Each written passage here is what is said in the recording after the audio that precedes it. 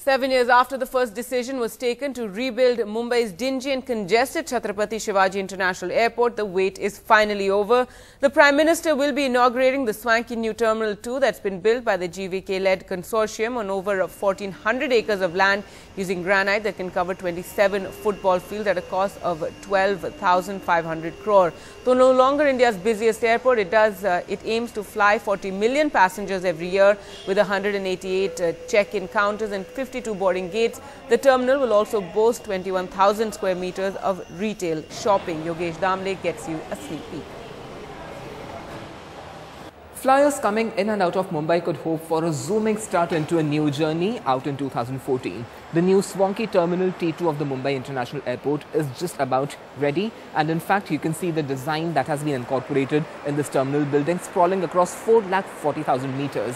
The theme of this airport is a white peacock, and as the airport terminal claims, you can see 1,000 peacocks dancing in this lattice structure that has been designed on this ceiling.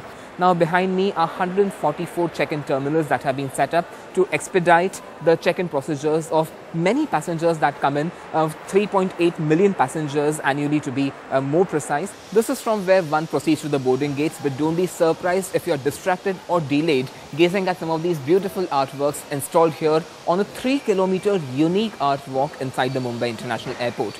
As you can see here, there are samples from the medieval history of India, like the old wooden carving that is witnessed in the palaces of Rajasthan, Madhya Pradesh and Maharashtra. Furthering the glimpses of the changing urban scenario, one can see a detailed map of Mumbai made out of printed circuit boards ripped off old computers. As one proceeds ahead, you can see the crisscross runways of the airport depicting the significance of this airport in the new milieu of the changing Mumbai. So tell us about, each one of you, tell me your 2 favorite stories of the big problems you had. Choose any 2. Land belongs to Airport Authority. Right. And it has been leased out to different departments of the government. Right. And the lease is over and everything is over. They have been sitting there. They don't like to move. Government is not able to move them. Ultimately, we have to negotiate them. Okay, you have this much area. I will build you 1.5 times or more to different place, and for that to request and the government to support and move them one after the other. And each department is a government by itself. By itself. Finally, you see the police station. Police station was sitting in the center.